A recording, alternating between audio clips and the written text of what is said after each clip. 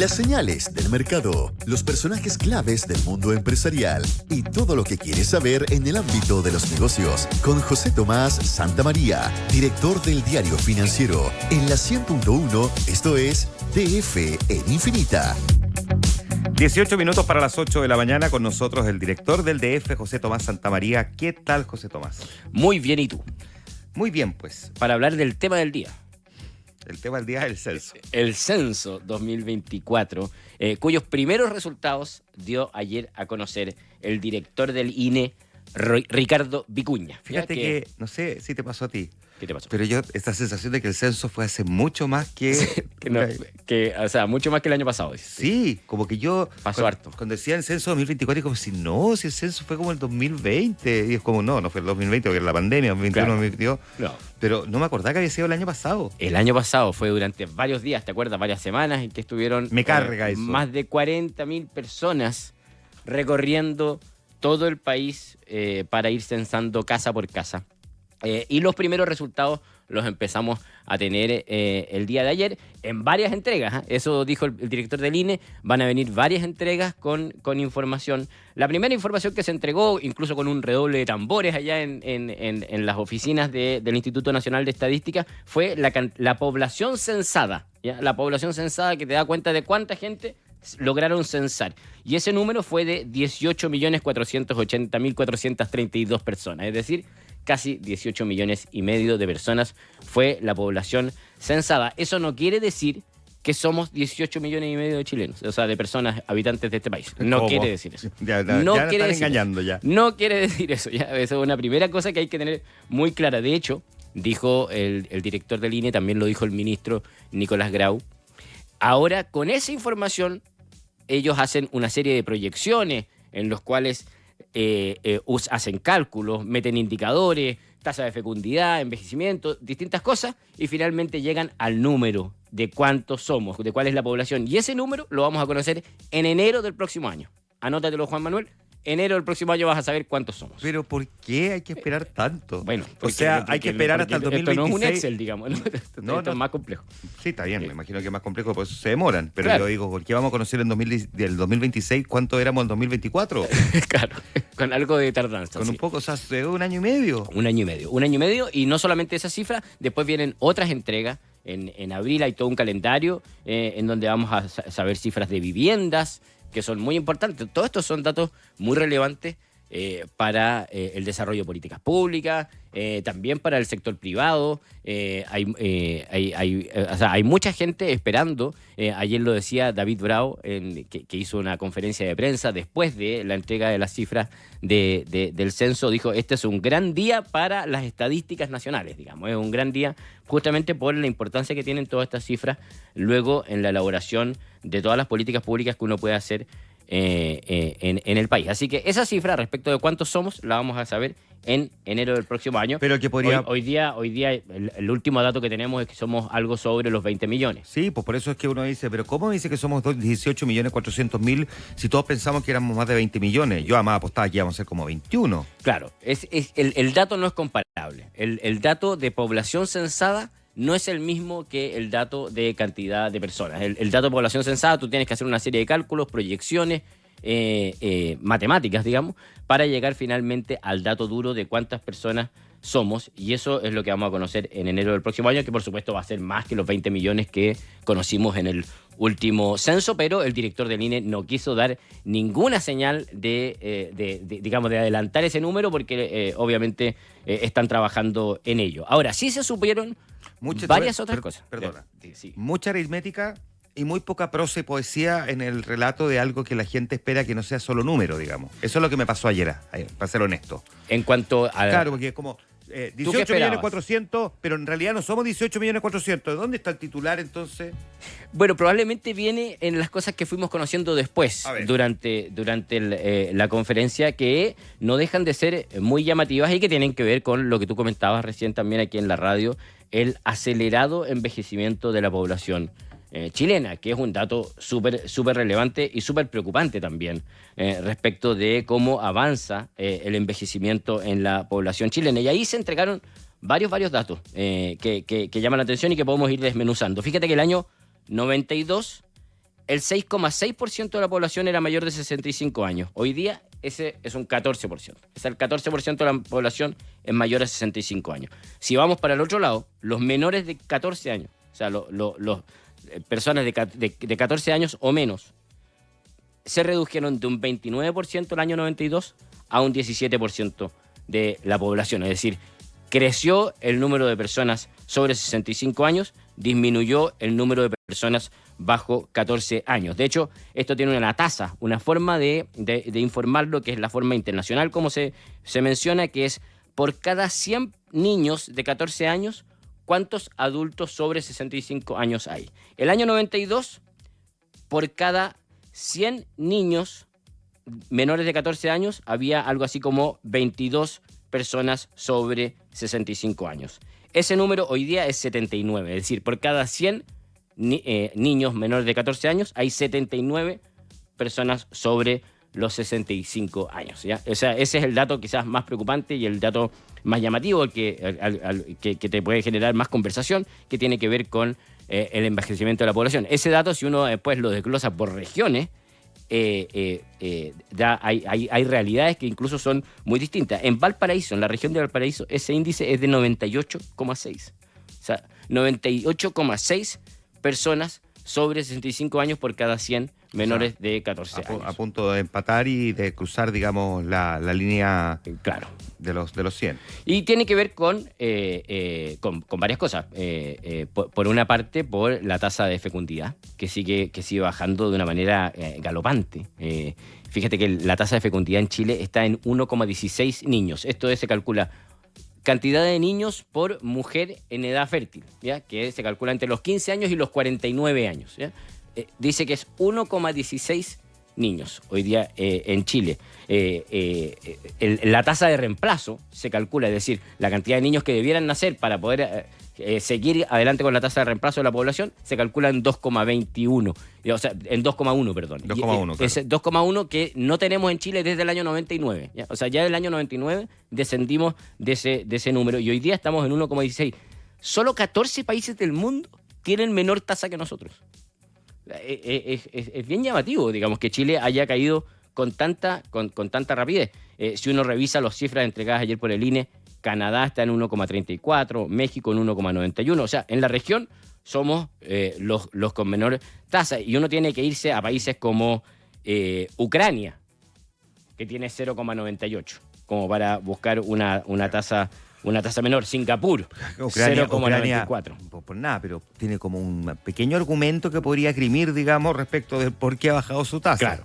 Claro. Está en guerra hace 3 años. Claro. Entonces, es una situación que obviamente debiera preocupar mucho a las autoridades y que debiera probablemente estar presente quizás hasta en los debates presidenciales que vamos a ver este año.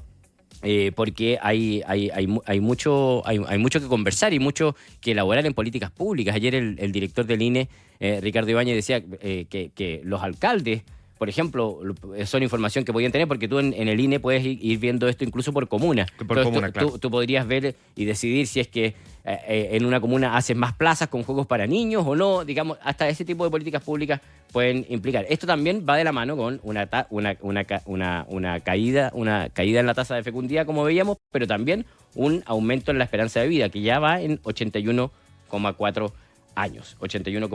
Entonces, aquí se viene toda una discusión que tiene que ver con qué estamos haciendo respecto de estas cosas, y ahí hay una discusión larga en torno a qué se puede hacer para aumentar esta tasa de fecundidad. Hay varios países que han implementado planes que tienen que ver básicamente con beneficios tributarios que tú podrías entregarle a las familias que tuvieran más hijos, y eso se ha hecho en el mundo. Ahora son medidas que son de largo aliento, tienen que ser en varios años para tener algún efecto, para al menos detener la tasa, y eso se hace a través de beneficios tributarios o incluso beneficios de vivienda que tú podrías otorgarle a familias por el hecho de tener más hijos. Y por el otro lado también... O sea, perdona, hay empresas de la construcción, por ejemplo, en Corea del Sur, que le pagan hasta $75,000 a gente para que tenga hijos. Claro. O sea, una locura, porque Corea del Sur está viviendo este problema y de forma muy, muy marcada. Y el sector de la construcción para ellos es realmente muy relevante. Hay ejemplos en Francia y en otros países en donde justamente se ha tratado de implementar esto y se ha logrado detener la caída de la tasa, pero es un proceso lento y costoso, porque son beneficios tributarios que, si es que quieres hacerlo en serio, debieran ser varios puntos del PIB, digamos, Claro, para poder efectivamente tener un efecto. Ahora, por el otro lado... En el caso de Francia, hay una transferencia económica, derechamente, después del séptimo mes de embarazo, y también por la adopción. Y de hecho, en el caso de la adopción, pues yo entiendo que son como 800.000 pesos chilenos por cada hijo nacido, o después del séptimo mes de embarazo, pero son como 1.600.000 por cada adopción. Hay O sea, distintos... un incentivo. Ahora, son incentivos. es bien brutal que te paguen por adoptar.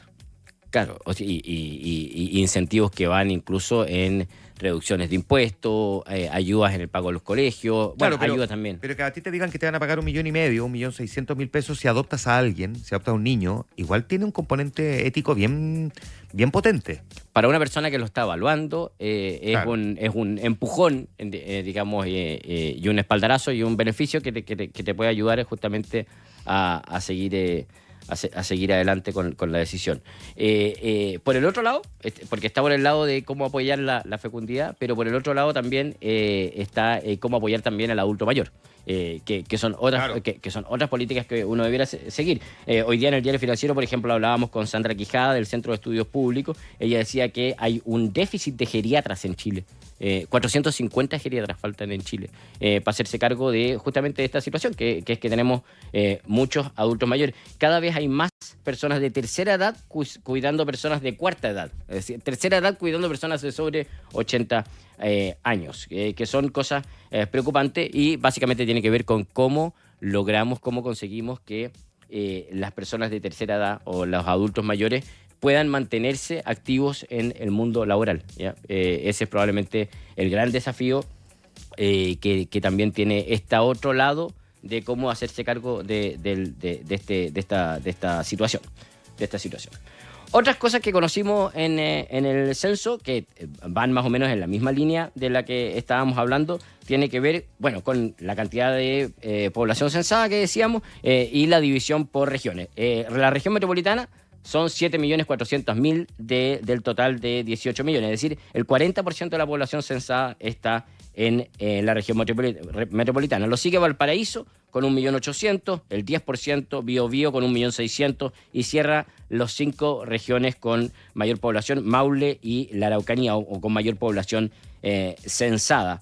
Justamente esas 5 regiones. Luego se va también a los hogares, ¿ya? A los hogares. ¿Cuánto aumentó el número de hogares, pero bajó la cantidad de personas, ¿ya? Bajó a 2,8 personas la cantidad de personas que viven en un hogar. O sea, el promedio de personas por hogar hoy día es de 2,8, ¿ya? Y también cayó también en la cantidad de casas que tienen un menor de 14 años y creció la cantidad de casas, la cantidad de hogares que tienen personas sobre 65 años o más. Es decir, también esta misma situación que veíamos en la población general, también lo vemos en los hogares, con menor cantidad de personas por hogar y hogares también con menos niños y con más adultos mayores por hogar, que también son cifras que son importantes también para después la elaboración de políticas públicas en torno a los hogares. Ya. ¿Con qué otra cosa te quedas de los resultados del censo? Los resultados que son bien parciales, porque todavía, como dices tú, falta que nos vayan entregando varias otras informaciones. Yo entiendo además que no es solo porque una demora en la tabulación, por decirlo así, de los datos, sino que además estratégicamente entregar todo de golpe uno se pierde, digamos. Claro, me imagino también, y me imagino que tiene que ver con el cálculo que tienen que ir haciendo. Son, imagínate, infinitas de bases de datos que después van a quedar disponibles para que el sector público pueda hacer políticas públicas, también para que el sector privado pueda aprovecharlo. La edad promedio en Chile es de 38,1 años, que también es algo que se ha ido envejeciendo. Esa es la edad promedio en nuestro país. Ya estamos por sobre esa edad promedio, 38 años, y también dentro de la población censada un 51% mujeres y 48% 10% hombres, ¿ya? Eso también te da un poco de la cantidad de población de hombres y mujeres que hay en la población. Sin duda que el gran tema aquí, Juan Manuel, es el tema del envejecimiento de la población, y que es algo que ya sabíamos, pero que aquí te demuestra, y lo decía David Bravo en la conferencia de prensa que hubo después, lo que vemos es que el envejecimiento, que ya sabíamos que era muy grande en Chile, va aún más rápido de lo que pensábamos, ¿sí? Va aún más rápido de lo que pensábamos, y por lo tanto ya no es algo que ya está presente, y que por lo tanto debiera estar muy presente probablemente en los debates presidenciales, en políticas públicas que se pudieran esgrimir y proponer durante justamente los debates, tanto, como decíamos, para tratar de detener al menos la caída en la tasa de fecundidad, como para apoyar, generar reales planes de apoyo para los adultos mayores en torno a que tengan más posibilidades de trabajo, o de ingreso al mercado laboral, que se puedan desarrollar más en esos ámbitos, justamente considerando que vamos a seguir viendo un mayor envejecimiento de la población. Ahora, ¿qué otras estrategias para buscar el fomento de la natalidad o fertilidad? Es un debate, porque hay expertos que dicen que, por ejemplo, los permisos postnatales son una buena herramienta para poder garantizar a los papás, a los padres, que puedan dedicarse al cuidado de su hijo sin, en el fondo, la presión de tener que perder su estabilidad laboral. Y por eso es que hay países que han optado por con unas licencias de maternidad extensa, y también con permiso para los padres, y con unas ciertas garantías bien explícitas de que en el fondo no arriesgan perder su trabajo. Pero como bien me apunta alguien aquí, bien conocedor del tema, en el caso chileno, el postnatal de 6 meses, claro, uno podría pensar que ayuda a la natalidad, porque le da mayor tiempo a la mamá para cuidar al hijo, pero hay quienes piensan que también podría reducir la natalidad, porque el costo en términos de oportunidades de empleo y carreras perdidas para una mujer en edad fértil es demasiado grande. Claro. Entonces es un debate que está bien instalado. Fíjate que en el caso de Suecia, ellos tienen una tasa de natalidad de 1,5 hijos por mujer. Ellos han implementado medidas para mejorar los permisos de paternidad, también incluyendo la opción de que los abuelos puedan recibir compensación por cuidar a sus nietos. Es bien interesante eso. Es bien interesante porque tiene que ver con cuáles son las razones, cuando uno se va a la discusión, cuáles son las razones por las cuales esta tasa de fecundidad está descendiendo, y tiene que ver muchas veces con el costo que significa tener hijos, digamos, y con el costo que tiene para la mujer justamente en su desarrollo profesional. Entonces, ¿cómo se hace para que... Perdóname, es que hay otras cosas también que son más mundanas, José Tomás, culturalmente hablando, pero hay personas que sienten que un hijo te amarra. Sí. Y te amarra en muchos sentidos. Por eso es que vemos que crecientemente el mercado de las mascotas ha venido creciendo. Dejar la mascota con alguien es mucho más fácil que dejar al hijo con alguien si te quiere ir de viaje. Por ejemplo, suena brutal, pero es real también. Y también, me voy a ir a una cuestión bien profunda, pero hay toda una corriente también de personas que sienten que hoy día el mundo es tan incierto, que no se sabe para dónde va, que no saben si quieren traer un hijo a este mundo.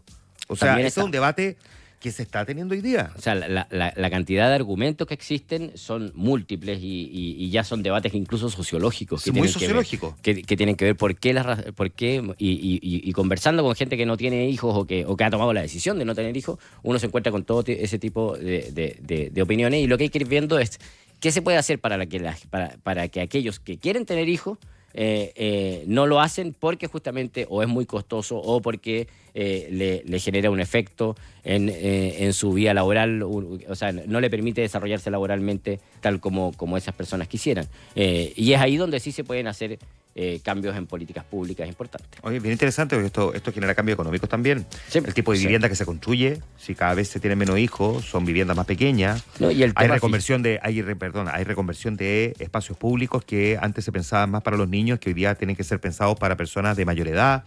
Piensa el tema fiscal. Sí, es que déjame terminar lo que te estoy explicando. Mira, porque se ha escrito harto sobre esto. Estamos hablando en términos sociales, no solo económicos. Los horarios de movilización, los espacios educativos, que a lo mejor vamos a requerir menos espacios educativos de los que antes pensábamos, y que cada vez tenemos menos niños. Los horarios de transporte, porque la movilización de transporte está muy marcada por ir a dejar los hijos al colegio, y cada vez nos vamos a encontrar a lo mejor con menos taco a una cierta hora y con más taco a otra. Hay un montón de otras externalidades que puede tener también el cambio de una población que es de mayor edad.